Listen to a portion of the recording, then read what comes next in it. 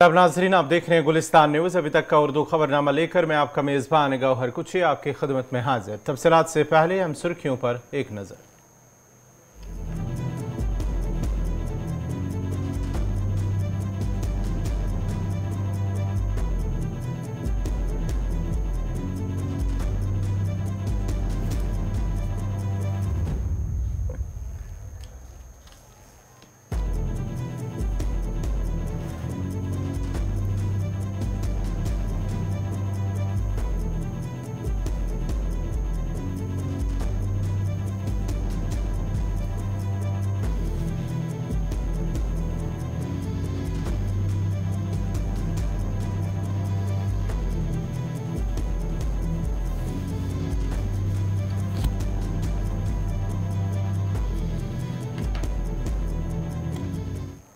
और अब पेश हैं खबरों की तफसील। सबसे पहले बात करेंगे वादी कश्मीर की, जहां पर आज वज़ीर दिफा राजनाथ सिंह वादी कश्मीर के दौरे पर, जहां 2 रोज़ा जम्मू कश्मीर का उनका दौरा है। और आज जम्मू कश्मीर का दौरा जो वज़ीर दिफा राजनाथ सिंह का आज वो बाज़ाब्ता तौर पर शुरू हो चुका है। और इस वक्त वज़ीर दिफा राजनाथ सिंह बडगाम के अंदर हवाई अड्डे श्रीनगर की जो बैनुल अक़वामी हवाई अड्डा है वहाँ पर आज जो इन्फेंट्री डे के हवाले से जो तकरीब मनाए जा रहे हैं, इस सिलसिले में वज़ीर दिफा के साथ साथ जम्मू कश्मीर के LG मनोज सिन्हा और दीगर फौजी अफसरान भी इस प्रोग्राम में शिरकत किए हुए हैं। ये तस्वीरें आप देख सकते हैं बाज़ाब्ता तौर पर उस प्रोग्राम के हवाले से, जहाँ वज़ीर दिफा राजनाथ सिंह उस तकरीब में मौजूद है। शूरिया दिवस की तकरीब में शिरकत कर रहे हैं वज़ीर दिफा राजनाथ सिंह। और साथ ही साथ 2 रोज़ा दौरे के दौरान वहाँ वो सरहदी इलाकों का दौरा करेंगे। उसके साथ साथ ही लाइन अप कंट्रोल की ताज़ा तरीन सूरत हाल का भी जायजा लेंगे। इन्फेंट्री तकरीब में जम्मू कश्मीर के LG मनोज सिन्हा के साथ साथ chief of defence staff general Anil Chauhan, general officer commanding in chief शुमाली कमान लेफ्टिनेंट जनरल उपिंदर और साथ ही साथ दीगर आला अफसरान भी इस तकरीब में मौजूद है। इस तकरीब के बाद वज़ीर दिफा राजनाथ सिंह बादवी बाग कंटोनमेंट श्रीनगर में कश्मीर की ताज़ा सिक्योरिटी सूरत हाल का जायजा लेंगे। और उसके साथ साथ ही वज़ीर दिफा ड्यूटी के दौरान हलाक हुए कश्मीरी फौजी जवानों के अहले खाना से भी वो मुलाकात करेंगे। और वज़ीर दिफा कल लद्दाख का भी दौरा करेंगे और वहाँ पर चीन के साथ लगने वाली सूरत हाल के बारे में भी सीनियर फौजी अफसरान के साथ तबादुल ख्याल करेंगे। महाराजा हरिसिंह का इंस्ट्रूमेंट ऑफ एक्सेशन लेकर 26 अक्टूबर 1947 को वापस ले लिया, जिसके बाद कश्मीर भारतीय गणतंत्र का एक अभिन्न अंग बन गया। 26 अक्टूबर को ही 10 बजे Delhi and east Punjab command headquarter में 1 के पहले भारतीय कमांडिंग ऑफिसर लेफ्टिनेंट कर्नल दीवान रंजीत राय को बुलाया और बटालियन को तुरंत श्रीनगर जाने के निर्देश दिए। और फिर तकरीब में जहां पर फौजी अफसरान के साथ साथ पुलिस के आला अफसरान भी मौजूद हैं, वहीं पर मुख्तलिफ सुकूनों से आए हुए स्कूली बच्चे भी इस प्रोग्राम में शिरकत कर रहे हैं। और इस वक्त जो दिखाया जा रहा है स्क्रीन पर कि किस तरह से फौज की जानिब से जो मुख्तलिफ ऑपरेशन किए गए हैं जम्मू कश्मीर के अंदर, कामयाब ऑपरेशन, उसके हवाले से भी उसकी स्क्रीनिंग की जा रही है। ठीक वैसे ही हमारा जहाज फिजाओं को चीरता हुआ कश्मीर की सरजमीन पर आज यहीं पर लैंड हो गया है। और ये वो तैयारा है जब 27 अक्टूबर को फौज की जानिब से जो पहला काफिला वादी कश्मीर पहुंचा था श्रीनगर हवाई अड्डे पर। और इस सिलसिले में ये तैयारा दिखाया जा रहा है कि इसी तैयारे में वो उन्होंने लैंडिंग की थी। Being flown by Group Captain H.S. Sindhu, who is the CEO of 12 Squadron, co-piloted by Wing Commander Pandey.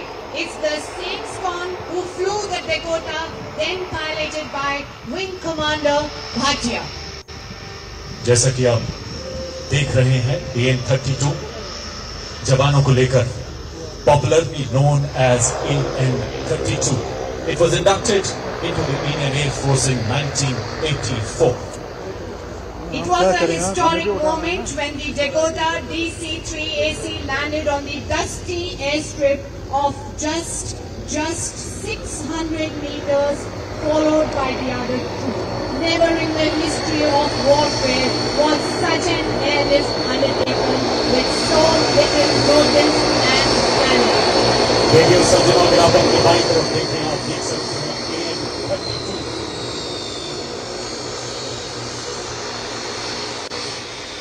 The 12th Spawn was awarded 11 Veer Chakra for its operations, which is the highest earned by any unit in independent India in one single campaign.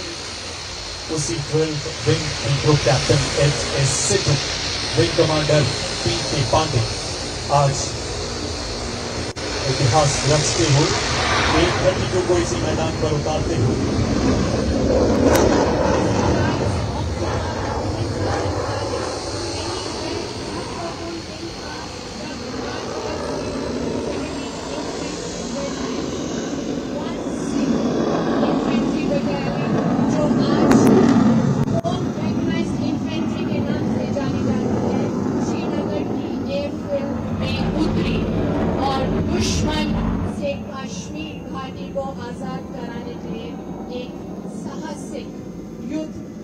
Ladies and gentlemen, in front of you we have the troops of 1 Sikh Regiment, 4 Mechanized Infantry Battalion.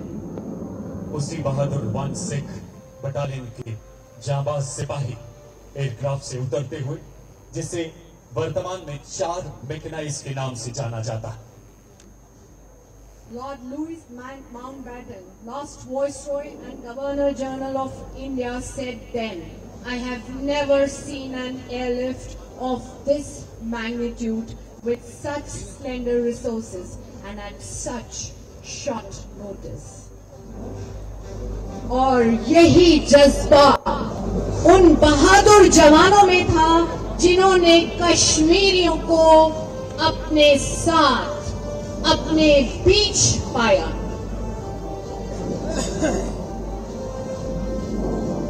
देह शिवावर मोहे है, शुभ Karman ते कबहू न ठहरो, न डरो वाली सोच अब जाए लड़ो, निश्चय कर अपनी जीत करो। भारतीय सेना को अपने दरमियान पाकर बड़गाम की आवाम की खुशी का ठिकाना न था। उन्होंने 1 सिख के जवानों का पुरजोर इस्तकबाल किया। बोले सोनिहाल।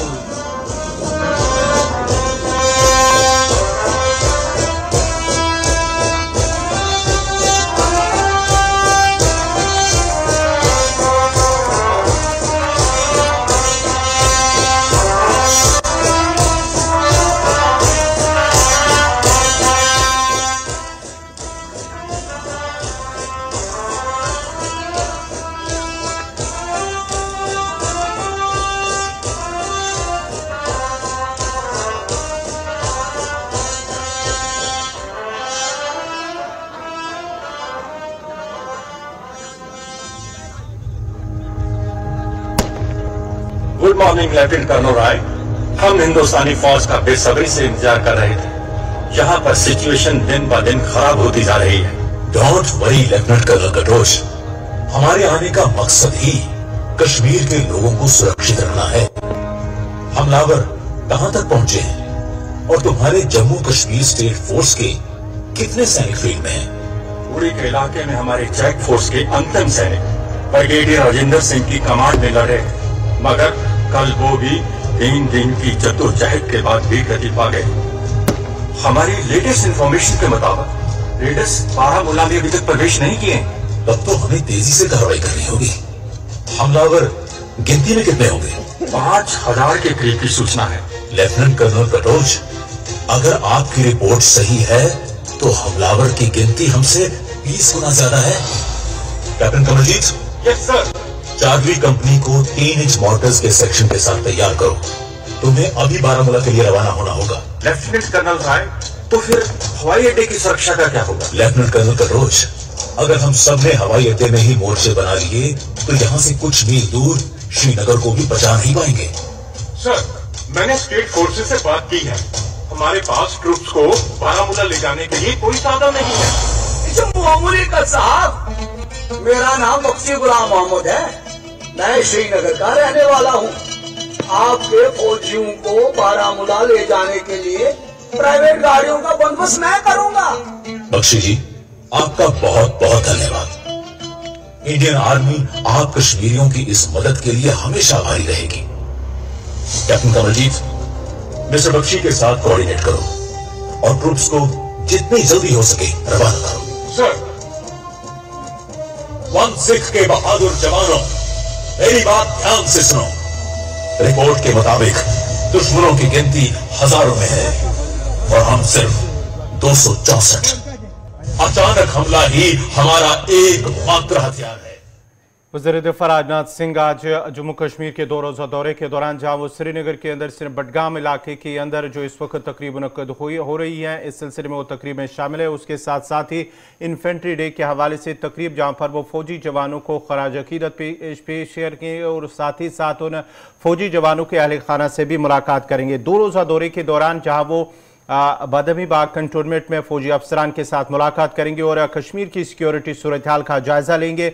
उसके साथ साथ ही वो लद्दाख का भी दौरा करेंगे। यानी कल उनका लद्दाख का दौरा होगा जहां पर वो LAC को लेकर वहां पर फौजी अफसरान के साथ बात करेंगे, मुलाकात करेंगे और ताज़ा सूरत हाल किस तरह की है उसका तबादला ख्याल करेंगे और साथ ही साथ जम्मू कश्मीर के अंदर मुख्तलिफ प्रोजेक्टों को वो हरी झंडी भी दिखाएंगे। बढ़ते आगे बात शुमाली कश्मीर की करते हैं। शुमाली कश्मीर के बारामूला जिले के शीरी चंदूसा इलाके में वाक़ा सुल्तानपुरा जंगलात में आज दूसरे दिन भी ऑपरेशन जारी है और आज अलसुबही तलाशी ऑपरेशन दोबारा शुरू किया गया है। गुज़श्ता रोज़ फोर्सेस और मिलिटेंटों के दरमियान हुई फायरिंग में एक फौजी जवान जख्मी हुआ था। वहीं झड़प के मकाम पर तलाशी ऑपरेशन दोबारा शुरू कर दिया गया। ये ऑपरेशन गुज़श्ता शाम देर गई अंधेरी की वजह से रोक दिया गया था। फौज का कहना है कि ये घना जंगल है, इसलिए यहां ऑपरेशन तवील हो सकता है। याद रहे कि गुज़श्ता रोज बाद दोपहर मिलिटेंटों और फोर्सेस के दरमियान इब्तिदाई फायरिंग के तबादले में एक फौजी जवान जख्मी हुआ था। इसे इलाज मुआलजे के लिए करीबी अस्पताल मुंतकिल किया गया जहां उसकी हालत मुस्तहकम बताई जा रही है। मज़ीद तफसीलात के लिए सीधा चलते हैं अपने नुमाइंदे इरशाद भट्ट के पास। इरशाद है, क्या कुछ तफसीलात हैं? ऑपरेशन के हवाले से दोबारा शुरू किया गया है, क्या कुछ अपडेट है? देखिए गवार, अगर हम इस इनकाउंटर के हवाले से बात करें, जो कल इनकाउंटर यहाँ पे हुआ, हालांकि इसके साथ साथ देखा जाए कल से ये लगातार जो है यहाँ पे सर्च ऑपरेशन इन जंगलात के साथ साथ बागात में जारी है, क्योंकि ये रिहायश पजीर इलाके के साथ साथ पहाड़ी इलाका है, क्योंकि ये घनी आबादी वाला इलाका है और ऊपर साइड में जो है जंगलात में है जहाँ पे हम इस वक्त मौजूद हैं, ये बागात है। हालांकि ये जो इलाका है ये रिहायश पजीर इलाका है, यहाँ से ऊपर की तरफ जो जाता है रास्ता, हालांकि वहाँ पे जंगलात है, उन्हीं जंगलात में जो है ये सर्च ऑपरेशन इस वक्त जो है बड़े पैमाने पे चल रहा है, क्योंकि ये बताया जाता है 2 से 3 मिलिटेंट जो है यहाँ पे जिनकी मौजूदगी है, कल से यहाँ पे जो है ये सर्च ऑपरेशन इनकाउंटर के साथ साथ ये सर्च ऑपरेशन लगातार जारी था। और देखा जाए क्योंकि अंधेरे की वजह से इसको जो है हाल्टेड पे रखा गया था, आज सुबह सवेरे लाइट आने के बाद ही जो है फिर से यहाँ पे ये सर्च ऑपरेशन शुरू किया गया। इसमें 52 राष्ट्रीय राइफल्स के साथ साथ पैरा कमांडोज भी यहाँ पे आए हैं, CRPF का जो काफिला है वो भी यहाँ पे है, SOG जम्मू कश्मीर पुलिस। हालांकि इस पूरे इलाके को जो है सिक्योरिटी फोर्सेस ने अपने तहवील में लिया है और कब तक जो है ये सर्च ऑपरेशन यहाँ पे रहेगा ये आने वाले टाइम के बाद ही पता चलेगा। अगरचे कल की बात करें, कल यहाँ पे जो ही यहाँ से ये पेट्रोलिंग पार्टी जो है ऊपर जंगल की तरफ जा रही थी, हालांकि उनको शक शुबा था यहाँ पे कहीं मिलिटेंट की जो है मौजूद है। हालांकि उसके साथ साथ देखा जाए मिलिटेंट ने वहां से फायर खोला जहाँ पे ये फौजी एहलकार गए थे, वहां पे पेट्रोलिंग पार्टी पे जो है फायर खोला गया था। हालांकि उसमें जो है 52 राष्ट्रीय राइफल का जो एक जवान वो जख्मी हो गया और उसके बाद जो है उसको GMC में एडमिट कराया गया। उसके बाद जो है 92 बेस हॉस्पिटल से पहुंचाया गया था, वो स्टेबल बताया जाता है। और इसके साथ साथ बड़े पैमाने पे जो है इस वक्त भी यहाँ पे सर्च ऑपरेशन जारी है। ड्रोन कैमरास वो भी इस्तेमाल किए गए और पूरी तरह से जो है ये पूरी छावनी में जो है फौज ने लपेट में लिया है। और यहाँ पे देखा जाए इस वक्त बहुत बहुत शुक्रिया इरशाद भट्ट आपका, ये शुमाली कश्मीर के बारामूला से इरशाद तफसीलात फराहम करे थे। आज सुबह ही दोबारा ऑपरेशन शुरू किया गया है। ये चंदूसा इलाका है, जंगलात का घने जंगल इलाका है जहाँ पर फौज की जानिब से एक बार फिर ऑपरेशन शुरू कर दिया गया और इस ऑपरेशन में फौज के साथ साथ CRPF और SOG एहलकार भी शामिल है। जम्मू कश्मीर के एलजी मनोज सिन्हा ने दिल्ली में गुज़श्ता रोज एक तकरीब के दौरान कहा कि दफा 370 की मनसूखी ने जम्मू कश्मीर यूटी के लोगों की उमंगों में उम्मीद की एक नई सुबह लाई है और मजमूई मईशत में काफी बेहतरी आई है। उन्होंने कहा कि जम्मू कश्मीर में इलाहदगी पसंदी, दहशतगर्दी, बदनवानी और खानदानी सियासत के दिन खत्म हो चुके हैं। आर्टिकल 370 और खानदानी सियासत ने जानबूझकर जम्मू कश्मीर के लोगों को महरूम रखा है। अब ये अमन और तरक्की की एक नई सुबह है।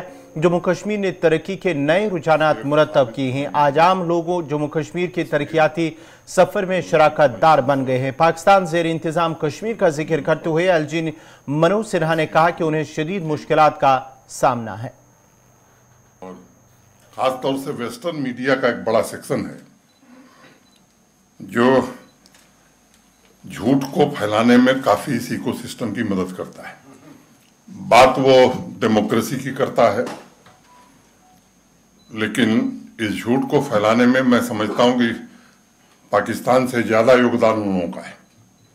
और मुझे विश्वास है कि द टू कश्मीर पढ़ने के बाद देश और दुनिया के प्रबुद्ध जनों को ये अंतर साफ तौर पर नजर आएगा।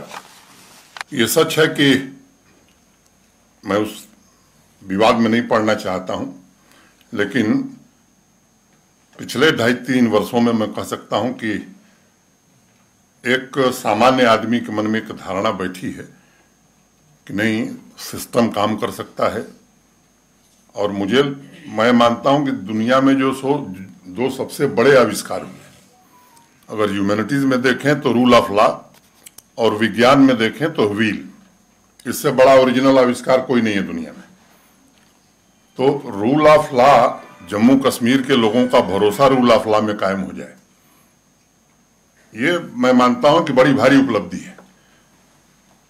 सीआईडी की रिपोर्ट में पढ़ रहा था, किसी की मृत्यु के पश्चात 3 लाख लोग इकट्ठे होंगे, कश्मीर में चलना दुबर हो जाएगा। मुझे लगता है कहीं खनक भी नहीं आई, और एक नहीं कई घटनाएं आप लोगों ने देखी हैं। अब आम आदमी को ये यकीन हो गया है कि नहीं साहब, कानून का राज चलाया जा सकता है। कुछ लोग इसके खिलाफ तर्क देते हैं कि ये भय के कारण है,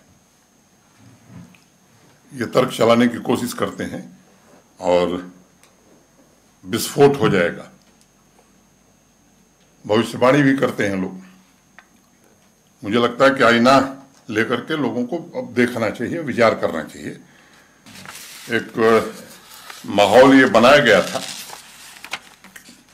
मैंने एक दिन एक बात कही थी कि कुछ लोग ये कोशिश करते हैं कि यहां तब तक सब कुछ ठीक नहीं हो सकता जब तक पाकिस्तान के साथ आप नहीं जुड़ जाएंगे। ये वो लोग हैं जिन्होंने जम्मू कश्मीर को यहां पहुंचाया है, और मैं मानता हूं कि वो ज्यादा गुनाहगार हैं उन लोगों से जिन्होंने आतंकवाद से सीधे अपना रास्ता रखा है। ये ऐसे लोग हैं जो जानते हैं कि जब तक आतंकवाद, एक certain level of violence, militancy, terrorism नहीं रहेगा तो दिल्ली में हमें नहीं कोई पूछेगा। मुझे लगता है कि इनको भी अब लोग धीरे धीरे समझ गए हैं और जान गए हैं। मैं खालिद साहब से केवल एक बात कहूंगा कि ढेर सारा आपने रिसर्च किया है। भाइयों और बहनों के मजबूत बंधन की अलामत भाई-दूज त्यौहार आज मनाया जा रहा है। इस दिन बहनें अपने भाइयों की तवील और पुरमसरत जिंदगी के लिए दुआ करते हुए तिलक की रस्म अंजाम देती हैं और भाई अपनी बहनों को तोहफे देते हैं। मुल्क के मुख्तलिफ हिस्सों में ये त्यौहार भाई टीका के तौर पर भी मनाया जाता है। वज़ीर-ए-आज़म नरेंद्र मोदी के साथ साथ सदर द्रौपदी मुर्मू और दीगर आला लीडरान ने भाई-दूज के मौके पर आवाम को अपनी नेक ख्वाहिशात पेश की है। उधर सरहदी जिला पुंछ में भी फौजी जवानों ने इलाके की ख्वातीन के साथ इस दिन को मनाया, जिस दौरान ख्वातीन ने तिलक की रस्म अंजाम दी और फौजी जवानों के लिए तवील और पुरमसरत जिंदगी की दुआ की।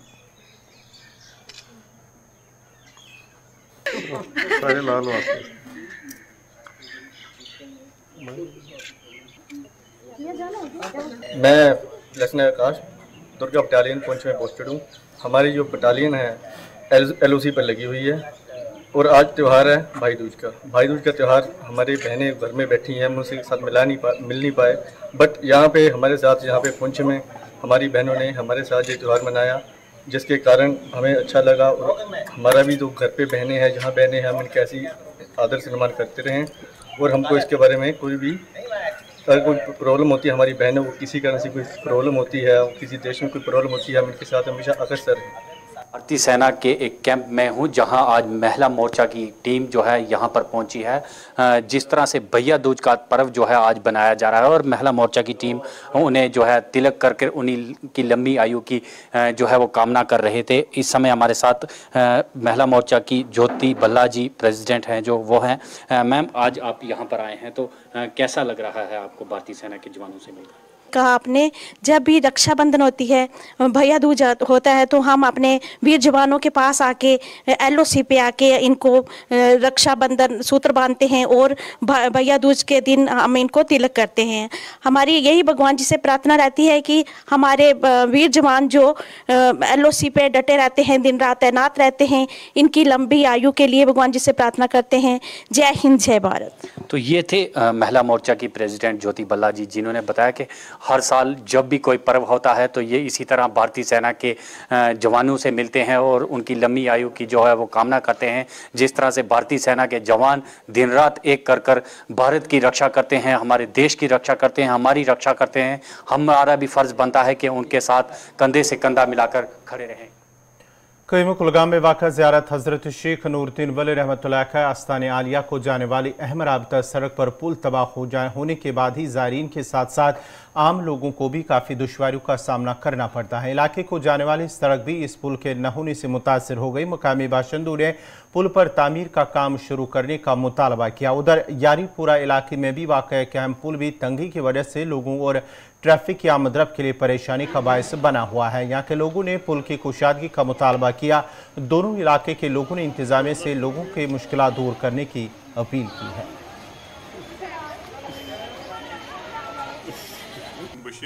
चूंकि तुम वो ये कर्लच हालत क्या तवारी की जगह क्रवन टाम तह पासेज यह ब्रिज यह गो टोटली कोलैप्सड, मगर लॉन्ग पेंडिंग इशू अस कोर ब्लॉक डेवलपमेंट ऑफिसरस अम ब्रो रिक्वेस्ट गुजारिश तमो कोर कहन इकदाम तुलन यमो।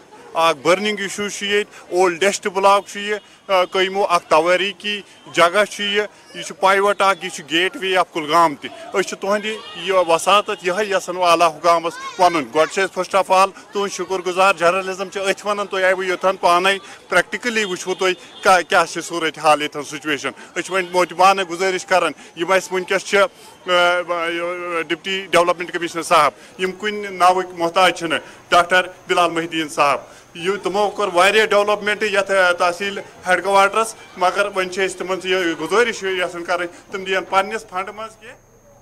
उत्तर प्रदेश के इलाहाबाद में आज सुबह एक सड़क हादसे में एक बच्चा समेत 4 खवातीन की मौत हो गई है। पुलिस के मुताबिक ये हादसा आज सुबह तकरीबन 7 बजे प्रयागराज में वाराणसी रोड पर हंजिया टोल प्लाजा के करीब पेश आया है। इस हादसे में मुखालिफ सिमत से आ रही एक तवेरा कार बेकाबू होकर बिजली के खंभे से टकरा गई। हादसे में 4 खवातीन और एक बच्चे समेत 5 अफराद जान बहक, जबकि दीगर 5 अफराद शदीद जख्मी हो गए।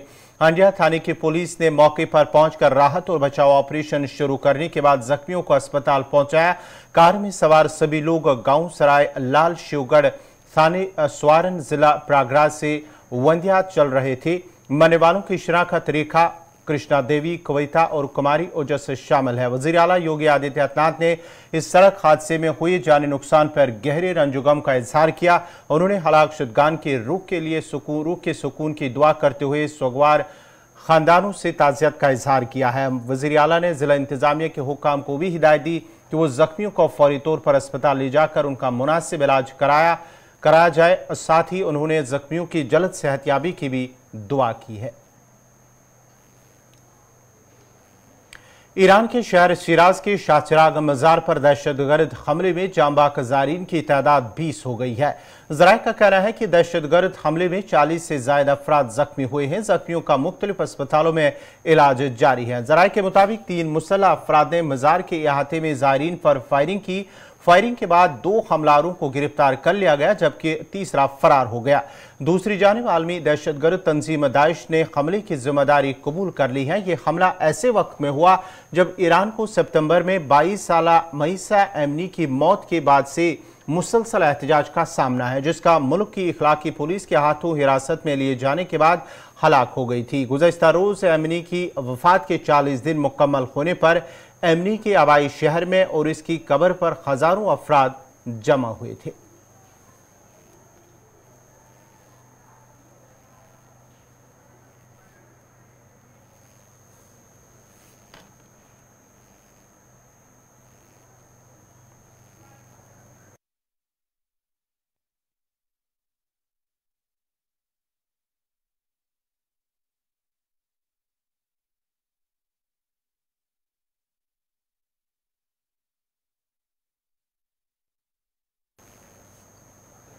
नाज़रीन, इसी के साथ ही उर्दू खबरनामा इख्तिताम पज़ीर हुआ चाहता है। अपने मेज़बान गौहर कुछी को इजाज़त दीजिए। लेकिन गुलिस्तान न्यूज़ पर इस वक्त जो है राजनाथ सिंह वादी कश्मीर के दौरे पर हैं, जहाँ वो श्रीनगर में एक तकरीब के दौरान इस वक्त मौजूद हैं। आप देख लीजिए इस प्रोग्राम को, जहाँ पर इन्फेंट्री डे के हवाले से एक तकरीब मुनक्कद की गई है, जहाँ पर वज़ीर दिफा के साथ साथ LG मनोज सिन्हा और फौजी अफसरान भी मौजूद हैं, जबकि मुख्तलिफ स्कूलों के तालिब इल्म भी इस तकरीब में मौजूद हैं।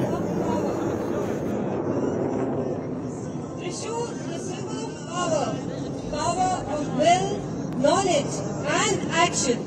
When these bars align, nothing is unachievable.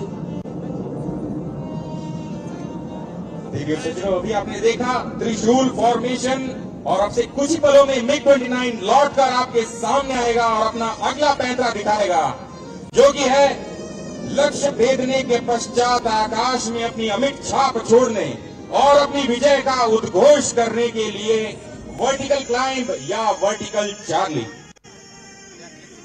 Our defense forces are in line with the vision of Atmanirbhar Bharat, which has reinvigorated and brought focus to indigenization efforts. And ladies and gentlemen, आपकी ठीक सामने vertical Charlie करता MiG-29।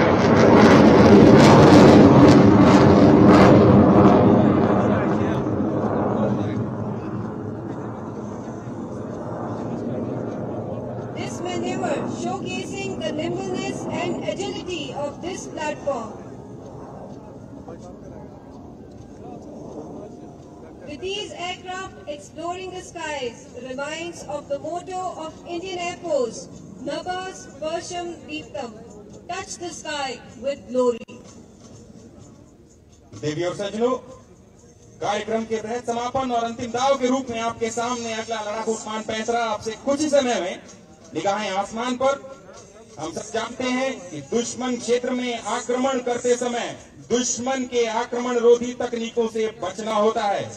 इसके लिए अगला प्रदर्शन आप देखेंगे कि किस प्रकार दुश्मन रडार और मिसाइल को गति, ऊर्जा और ऊष्मा से The gallant women militia, the unsung tales of valor and bravery.